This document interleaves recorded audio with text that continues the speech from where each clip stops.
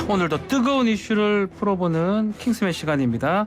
자, 헬마우스 임경빈 작가, 이현웅 YTN 라디오 아나운서 함께합니다. 안녕하십니까? 네, 안녕하십니까. 자, 첫 번째 소식 먼저 전해주시죠. 네, 청와대 관련 소식입니다. 아하. 74년 만에 국민들에게 개방이 된 청와대.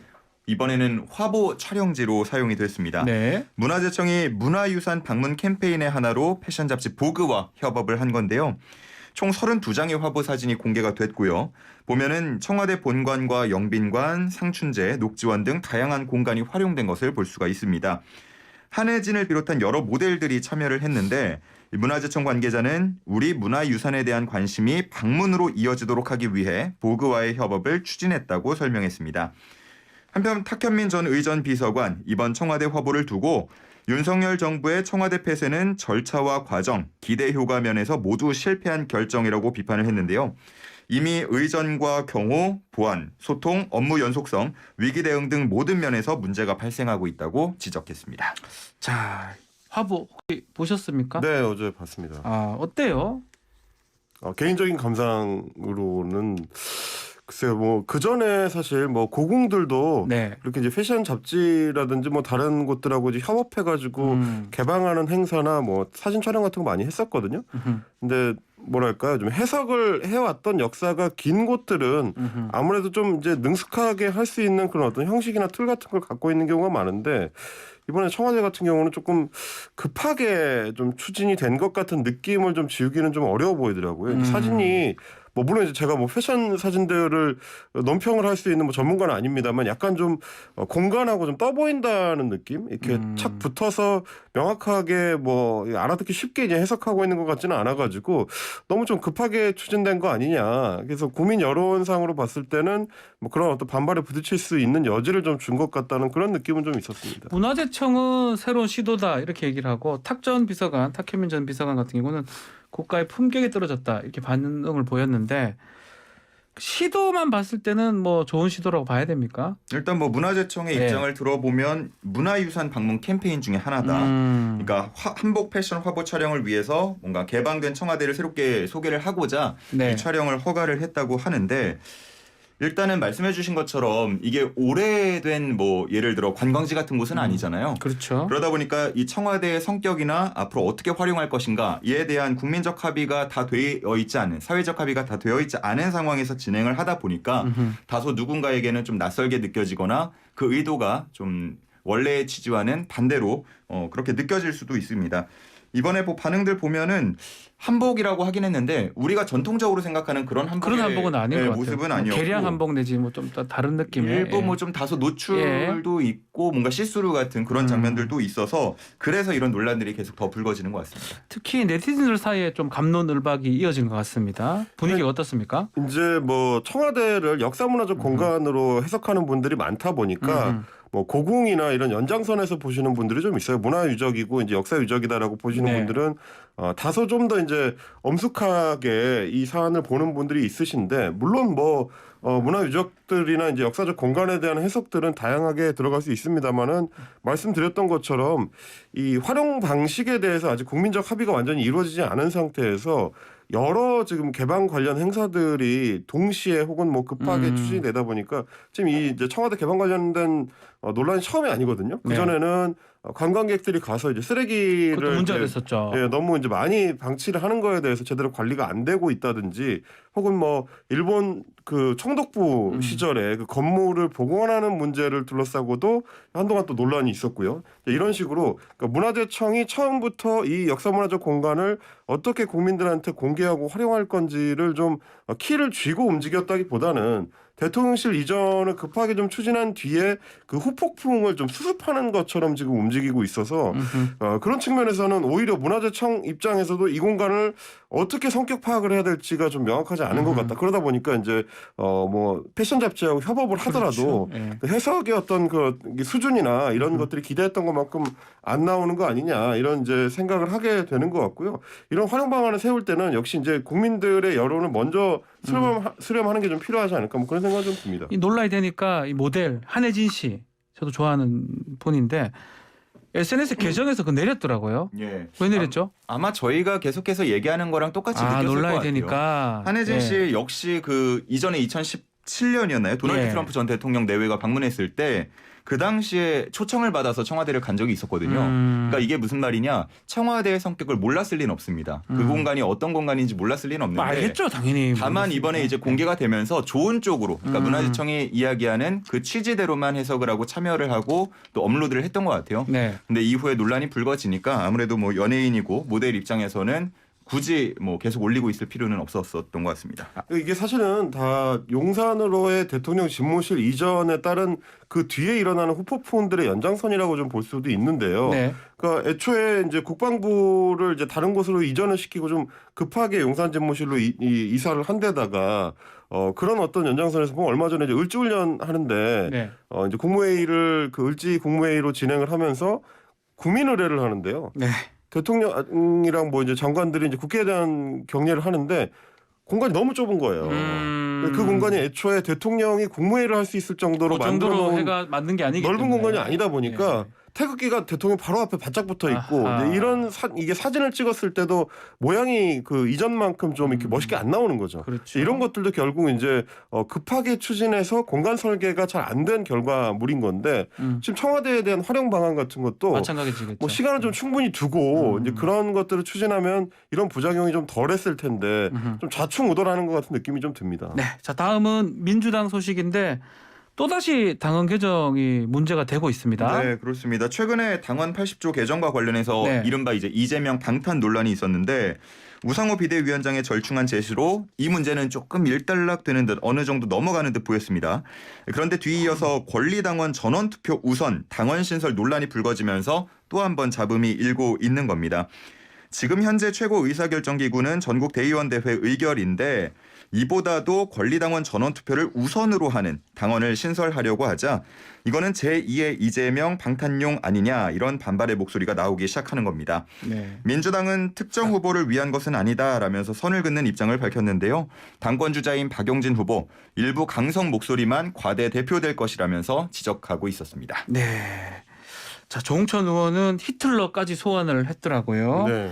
비명계 우려는 당원의 목소리가 더 커질 것을 우려한다. 참 글쎄요. 이른바 강성 당원들에 의해서 당이 좌지우지되는 게 이게 지금 그런 일이 일어날 수 있을까요? 구조를 좀 살펴볼 예. 필요가 있을 것 같아요. 일단 지금 민주당의 현행 당원 당규상으로 보면 전국 대의원대회 지금 이제 치러지고 있는 전당대회죠. 네. 거기서 의결하는 게 이제 가장 높은 수준의 당의 어떤 지위 나 그 이제 가치를 가지게 됩니다. 네. 구조상 이제 전당대회가 제일 위에 있고 그 밑에 당무위원회가 있고 그 밑에 당 대표와 지도부가 있는 구조로 돼 있거든요. 근데 지금 만약에 신설되는 조항이 이제 의결이 되게 되면 전 당원 투표가 전당대회보다도 이제 우선적인 권한을 갖게 되는 거기 때문에 뭐 이제 비명계 입장에서는 그렇게 되면 당원의 의견을 반영하는 데 있어서 뭐 이재명이 앞으로 이제 뭐 대표가 될 수 있는 이런 분들 쪽이 조금 더 유리하게 되는 거 아니에요? 이런 해석을 하는 것 같아요. 근데 이제 바꾸려고 하는 조항을 살펴보니까 네.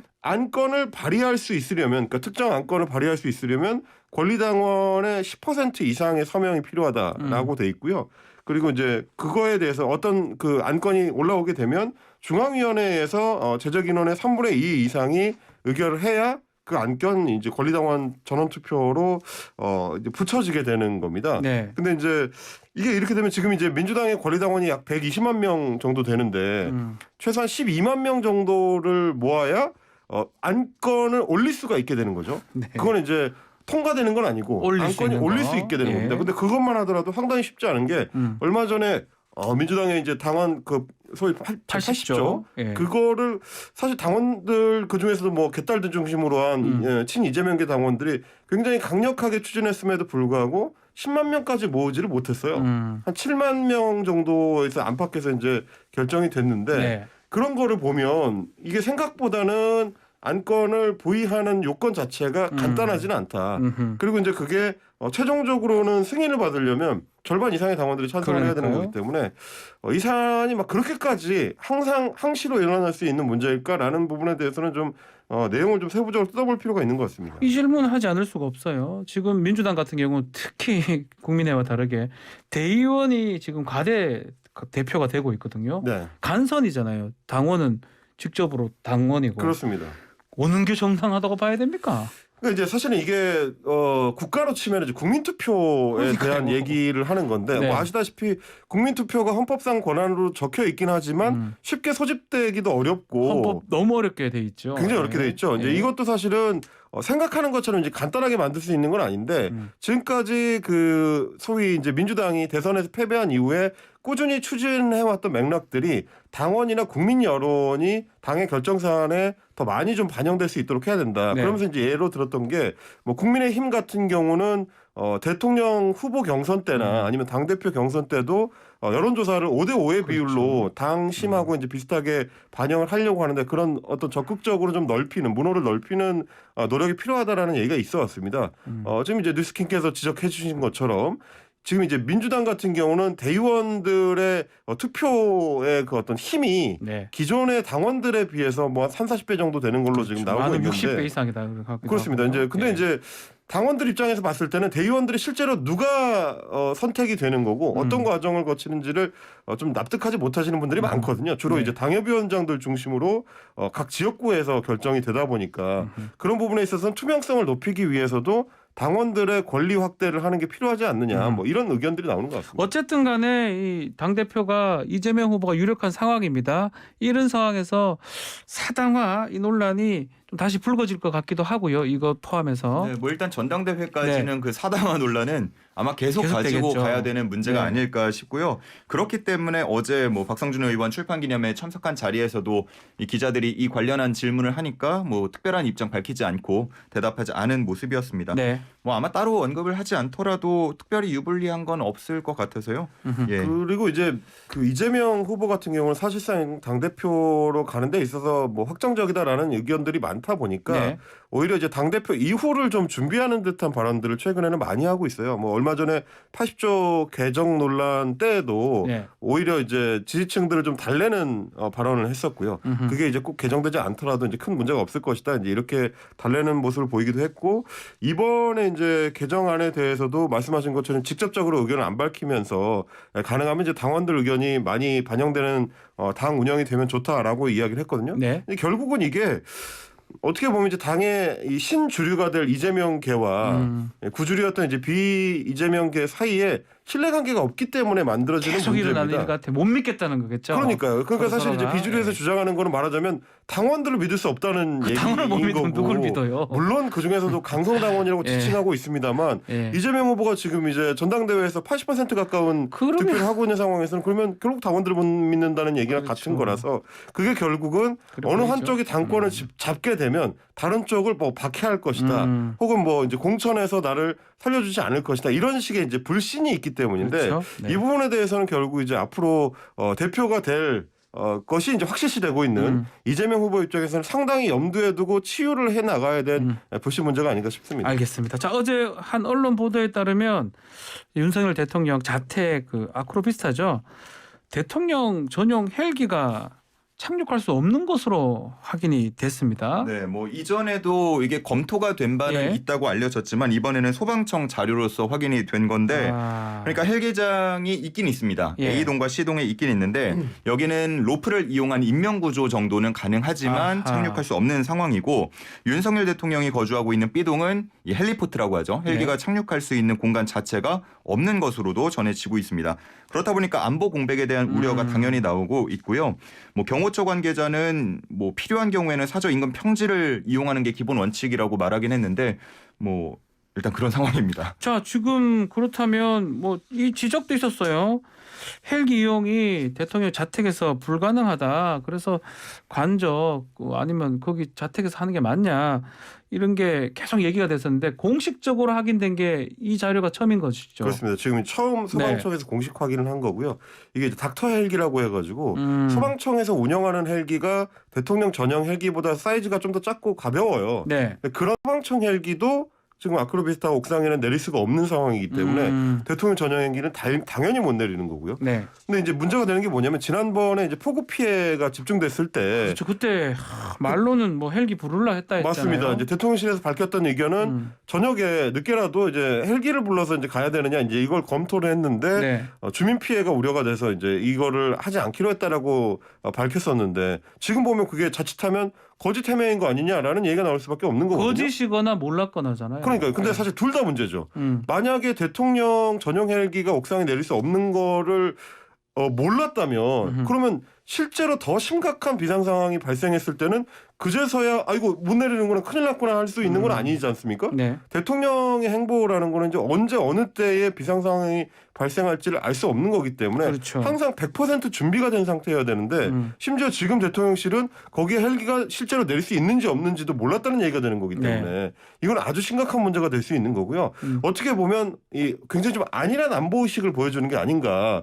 대통령이 언제 어느 때라도 바로바로 움직일 수 있는 준비가 되어 있어야 되는데 아이 뭐 괜찮을 거야. 무슨 큰일이 있겠어? 곧 뭐 관저가 완공이 될 테니까 이런 식의 인식을 갖고 있다면 언제 지금 완공이 돼서 입주가 될지도 모르는 관저를 기다리면서 아직 완벽하지 않은 상태의 사저를 유지한다. 그리고 심지어 그게 제대로 대비가 되거나 준비가 돼 있지도 않은 것 같다라고 하면은 굉장히 안보 상황의 공백을 우려할 수밖에 없는 그런 부분인 것 같습니다. 어제 김대기 비서실장 지금 운영위 과정에서 집중호우 때 헬기 이동 검토 안 했다라고 또 입장을 밝히기도 했고요. 뭐 몰랐다 아예 안 했다라는 것 같기도 하고 또다시 지금 바뀌는 한남동 관저 상황은 좀 어떻습니까? 거기는 헬기가 좀 괜찮습니까? 뭐 일단 전해지는 네. 바로는 한남동 관저 역시도 헬기 이동이 좀 불가한 것으로 전해지고 있는데 지금 이 부분 잘 검토를 해야 될 것 같습니다. 네. 보면은 주변에 지금 나무 심고 있다 뭐 이런 얘기들 보도들 전해지고 있는 상황이기 때문에 정말로 헬기 이착륙이 불가하다면은 좀 심각한 문제가 될 수도 있겠습니다. 네. 이거는 이제 이 과정은 좀 제대로 검토를 해봐야 되는 게 원래 이제 외교부 장관의 관저였기 때문에 그렇죠. 외교부 장관 같은 경우는 이제 대통령하고는 또 좀 사정이 다르죠. 애초에 그 외교부 관저 같은 경우는 주로 해외 손님들, 뭐 대사들이나 이런 분들을 접대하고 그런 이제 곳이죠. 거기서 이제 외교 행위가 이루어지는데 초점이 맞춰져 있었던 거기 때문에 비상 상황에 대비한 곳은 아니었어요. 그런 차원에서는 관저에 대해서도 뭐 지하의 어떤 대피 시설이라든지 지금 말씀하신 것처럼 헬기가 이착륙할 수 있는 별도의 공간을 좀 따로 마련을 한다든지 이런 준비가 필요할 텐데 지금은 뭐 과연 이제 그게 얼마나 준비가 되고 있는지를 그때그때 체크할 수가 없는 상황이기 때문에 그렇습니다. 결국 이게 또 국정감사장에서 상당히 좀 논란이 될 수밖에 없을 것 같습니다. 알겠습니다. 자, 오늘 킹스맨은 여기서 마무리를 하겠습니다. 임경민 작가, 이현웅 아나운서 두 분 감사합니다. 고맙습니다.